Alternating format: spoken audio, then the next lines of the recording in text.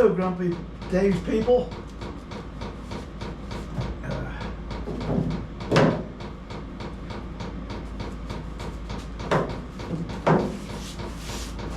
Now to show you what I'm doing, let me brush this off.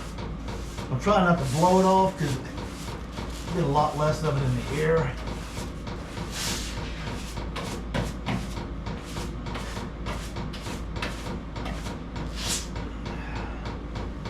Okay, let me come, excuse me.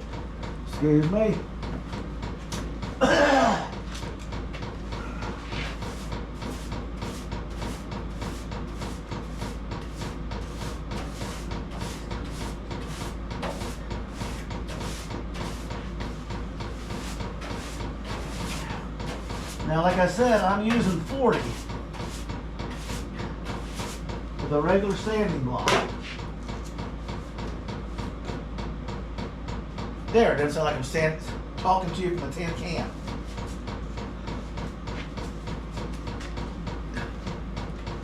Little Beaver heater is doing a job here. I got a square diesel fuel tank off of a truck. I think it's going to fit right there real nicely underneath that bench I built. During the summer months, I'll just keep adding some 5-gallon diesel cans to it till it's full. I'll have 50 gallons right there, 5 in the can there, and that'll run me almost the entire winter without having to stop and go out in the cold weather and pump diesel fuel and get that smelly stuff all over you. Okay, the tooth on the 40 grit paper is strong. Strong. See it? This one is starting to lose its bite here in the middle. The edges are good. So I'm going to have to change this paper here shortly. So what I'm doing with the 40 is you can see where I've radiused this down and brought this down. There's also a low spot here. Here, I'm not worried about it. I'm trying to get the shape. I'm trying to get it down to a level playing field. And I started working back here a little bit. You can see where I started sanding it back that way so it feathers in. And then I've been working on bringing it across. Also, give you a little adjustment here. Dink. Started doing this. Let me bring the light around to give you a better highlight. How's that? You can see where it's starting to come down to match. I gotta get these two to match in the front shaping as I keep cleaning it. This is tight and right. This is still high. I got a lot of sanding to do all the way through here. Then after I get that down, I can bring this side around and radius it to match this. Now the 40 grit will leave lines and little edges, and I don't care. They'll be removed with subsequent sandings with other papers, 60, 80, like right here. There's a little lip right there. If I keep sanding away at that, I'm just going to lower the level too much. I'm not going to deal with that because this will keep eating away at it. So I'll get it down as smooth as I can get it, like I did now. And after the other sandpaper hits it, like I'm saying, it'll get a red dot from the ink marker, the dry ink marker. So right now I'm showing a low ridge right here, a high piece right here. This is a little bit low here, so I gotta sand this and radius it to match this. Turn the corner. Bring this down, tuck that in, and feather it all the way back. That's my to-do job for the day. Isn't that amazing?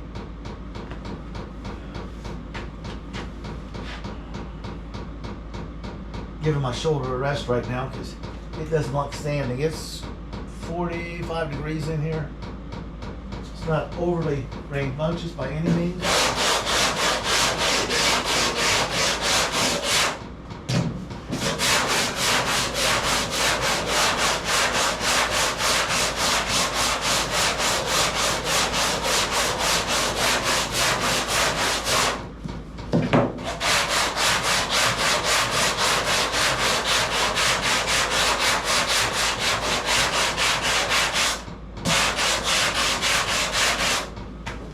two's good there, two's weak there, so.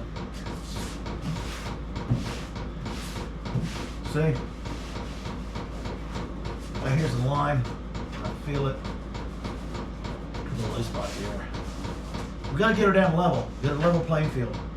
So I can see what's low, what needs to come off, and how I'm gonna sand it down and smooth it over. So as smooth as these flares I did. While I'm talking to you, I'm gonna go ahead and cut another piece of sandpaper.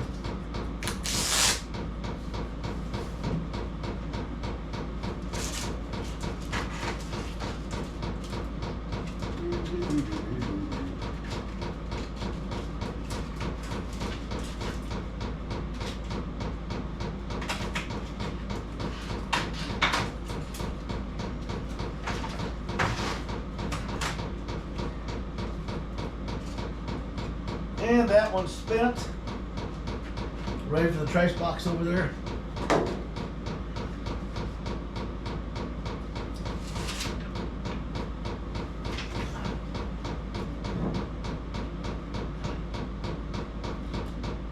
Yesterday I was in here, I was totally pissed.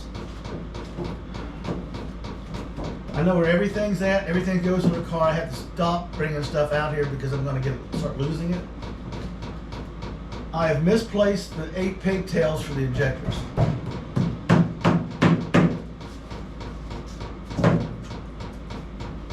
So later, after I get this done, I'm going to start working on the engine. I'm going to clean out the shelf, come from my bench from left to right, and organize it, put stuff away I'm not using that won't go back on the MG. Okay. When the stuff does go back on the MG, I got stuff in my way, and organize the stuff that goes on the car because, like I've been telling you, everything has to go in order. So I am dead to water on mechanical stuff until the spacers, the water pump gaskets, and the water pump get here. So that I can close that up. I can finish the work on the alternator bracket, get it painted and cleaned and bolted in. And then I got a bunch of stuff to do to the throttle body, and the throttle body throttle cable, which will allow me to put the windshield washer bucket back in and get it off the shelf, which will allow me to install the heater valve and the hoses, which will allow me to put in the PCV valve and the power brake vacuum. You see what I'm getting at? So when something doesn't show up and I order it, so it's at least 7 days before I need it, and it still doesn't show up, I get a little bit irritated. The other day, I ordered a throttle cable. In the box where it said I had a throttle cable and the sanding blocks, I only got the blocks. The throttle cable wasn't in there. Instead, I got 2 boxes of heavy-duty wall hanging pieces to hang heavy objects on drywall. I guess they would think this is a wall hanger when I get done. I had to call them up, go through that rigmarole. I lost an hour on the phone and on the computer to get it refunded. And then I made arrangements to get it sent back to them. What am I doing with $50 worth of wall hanger brackets? I'm not hanging flower pots on a wall. This thing probably would look good hanging on the wall right there. And then insult to injury, the stuff for the water pump didn't show up, which holds up everything. The lower radiator hose, the sway bar, the heater controls, anything on top of the engine. Because I got to take the throttle body off. Everything has to be loaded down in order from the top. I've got that much room to work, people. This water pump right here come off, plus 2 inches is all the room I got between the radiator and disaster in the front of the engine block. So I'm hoping on Monday after I do some sorting and cleaning and get some stuff organized right here. Because on this bench right now, I've got pieces of water pump, I've got heater hoses, I've got transmission lines, I've got transmission fittings to convert it over to AEM fittings. I'm still waiting on the transmission puller, so I can't touch it. I've got the flexible dipstick holder. You see what I'm saying? Everything's waiting for one part that was supposed to be here 3 days ago. Now they're saying it's going to be today or tomorrow. Last time they did this to me, I put up with 2 weeks of delays, and then I get a message that they canceled the order since it was lost and damaged in transit and refunded my money and left me hanging. So I had to find a new supplier, and in doing so, the old supplier was on there selling the same stuff at a higher price. They just killed all their business so they could get a higher profit when they shipped it out. So, and I ordered a lot of stuff from them in the past. I won't do it anymore. They can find another sucker to deal with them because I'm not playing that game. So right now I've lost 6 weeks due to weather and parts deliveries. Let me see if I can get this cleaned off and I can get you a better view of it. Excuse me here for my walkthrough. Once I get the front nose done here, I can get the camera inside the car shining down so you get an overview of where I'm working right now. I'm basically working on this radius right here. This is getting close. I'm going to have to radius it down just a little bit more, and then I can start working on the radius this way to match that one. You see, this one still has to be filled up a little bit. Remember when I was using that mix and it moves real easy? I didn't notice it. When I wrapped the corner, it pulled the fill around and left me a little flat low spot. So that'll be a touch-up. And then I gotta bring this over to match like that one without the low spot. Because see, what was considered to be high is now coming down to the average. So I may not have to add any down through here on the top once this all comes off. Or up through here. I may have some lines to fill in. Here, let me do this.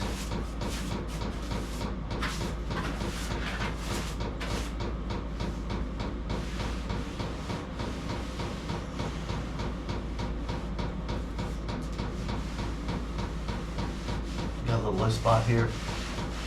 I'm not going to deal with the low spots until after the 60 hits it, because the 60 will feather this out even more. See a little hole here. And then I'll just take a little dry ink marker that won't stain or bleed through and do a line or dot high spots or long spots and just mix up a little bit of it. When it's warm enough in here, then I can dress it down and do it again.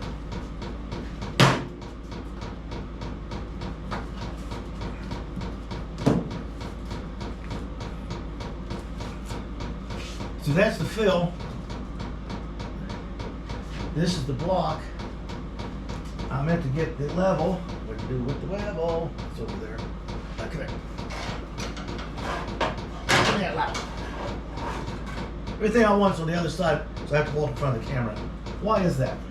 I'll put this right here.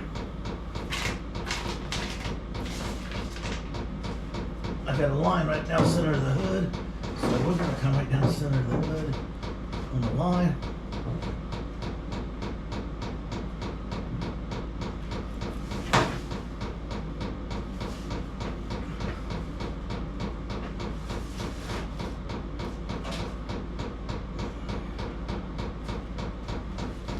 When this ridge is sanded out right here, this is down smooth, that will be laying straight down across it. That's what I want.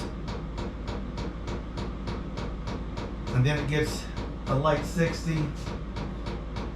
It'll get a dancing with an 80 with the DA on the flats, and then I'll do the curves. We'll blow it all off, and then we'll check for additional low spots.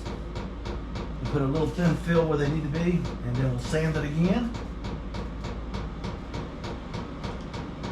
And at that point, I'll probably just go ahead and shoot 2 coats of primer on it, call it done, until we can die coat it and bring the sanding blocks back out to the whole car.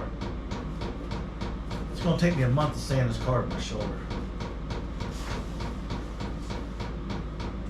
So people, like, subscribe, hang in there. We're gonna tear into this some more. Put my mask on so you can't hear me talk. It'll be like in a trash can. And see if I can show you the contour. This is perfect. This has to match that. People, like, subscribe, hang in there. If you got a build, get your build on. Do it your way. Don't listen to somebody else because they probably telling you what their expert opinion is, never doing it before. Have a blessed day.